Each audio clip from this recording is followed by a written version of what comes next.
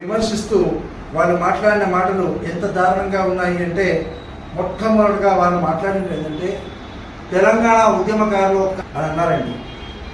మీరు తెలంగాణ ఉద్యమకారులుగా తెలంగాణ కోసం పోరాటం చేసి బ్రాహ్మణ అభ్యున్నతి కోరుకొని ఇన్ని చేసిన తర్వాత మా తల్లిదండ్రుల యొక్క పవిత్ర బంధం పైన ఈరోజు అత్యంత హేయమైన అన్పార్లమెంటరీ లాంగ్వేజ్లో వారు మాట్లాడడం జరిగింది.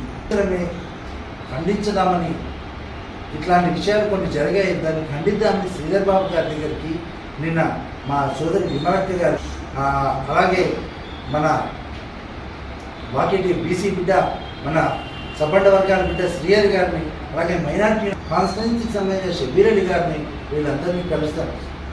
కలిస్తే అక్కడ రద్దీ ఉండడం వల్ల ఈరోజు కూడా అక్కడ ప్రజావాణి అనేది ఉంటుంది కాబట్టి గాంధీ భవన్లో కలిసే ప్రయత్నం చేసి శ్రీధర్ బాబు గారి దృష్టిని ఆశించాం.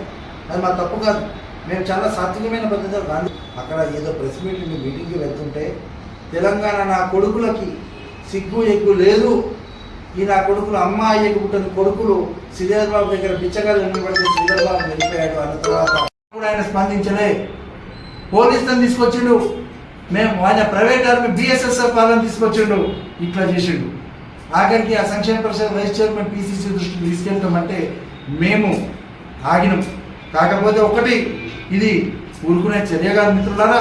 PCCతో చర్చ చేసినా ఏది చేసినా కూడా మేము ఒకటే అనుకుంటున్నాం, ఖచ్చితంగా ఎట్టి పరిస్థితుల్లో 17వ తారీఖు తర్వాత దళిత స్త్రీలు సబ్బండ